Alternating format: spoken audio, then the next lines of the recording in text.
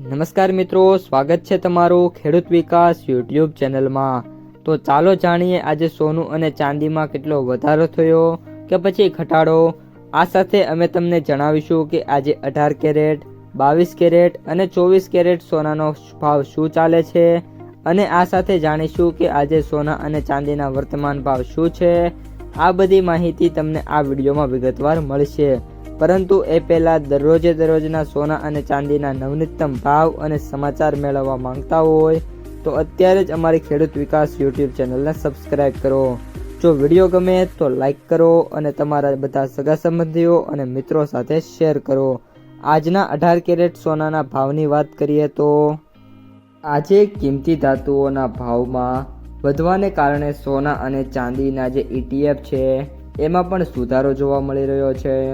નિષ્ણાંતોએ આ સુરક્ષિત સંપત્તિઓ માટે આગળ શું પ્રકાશિત કર્યું છે તેના વિશે વાત કરીએ તો ગુરુવારે સવારે MCX પર એપ્રિલ એક્સપાયરીના સમયે સોના વાયદામાં વાત કરીએ તો નજીવો વધારો થયો હતો।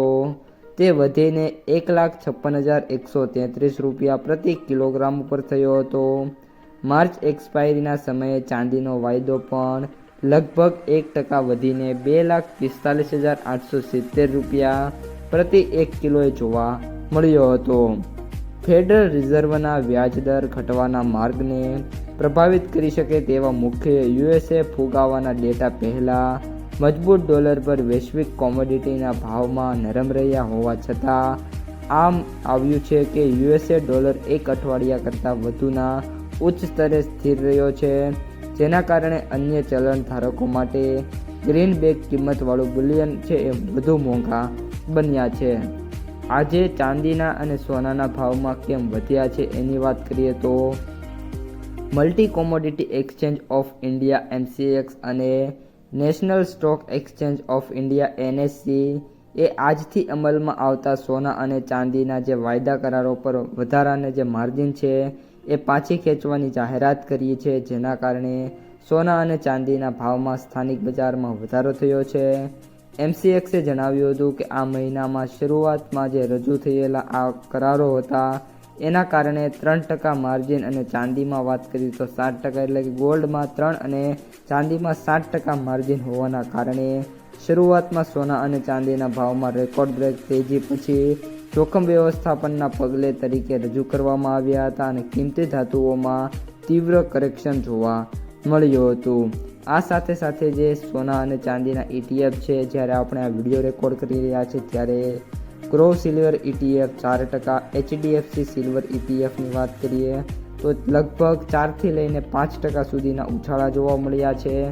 હવે મિત્રો, સોના અને ચાંદીના ભાવમાં આગામી દિવસોની અંદર પણ નાની મોટી તેજી જોવા મળશે અને ધીમે ધીમે ફરી એકવાર જ્યારે સપોર્ટ રેસિસ્ટન્ટ બની જશે ત્યારે એકસાથે ફરી એકવાર રેકોર્ડ બ્રેક તેજી જોવા મળી શકે છે। તો LKP સિક્યોરિટી કોમોડિટી અને કરન્સીના VP રિસર્ચ એનાલિસિસ જતીન ત્રિવેદીએ કહ્યું છે કે સોનાનો જે ભાવ છે એ $5,000 પ્રતિ ઓસ ઉપર રહે અને ત્યારબાદ થોડોક સમય ત્યાં છે સ્થિર રહે, ત્યારબાદ ફરી એકવાર સોનામાં તેજી જોવા મળી શકે છે। આગામીમાં વાત કરીએ તો જે સોનું છે 1,55,000ની આસપાસ રહેશે, જે સપોર્ટ છે એ 1,48,000 છે। જો 1,48,000થી સોનું નીચે આવશે તો ભારે ઘટાડા છે જોવા મળી શકે છે। તો મિત્રો, આજના સોના અને ચાંદીના સમાચારમાં આટલું જ। વિડીયો પસંદ આવ્યો હોય તો લાઈક કરી દેજો, તમારા મિત્રો અને સગા સંબંધીઓ સુધી આ વિડીયોને ખાસ શેર કરી દેજો અને જે પણ મિત્રો આપણી ચેનલમાં નવા છે એ ચેનલને સબસ્ક્રાઈબ કરી નાખજો।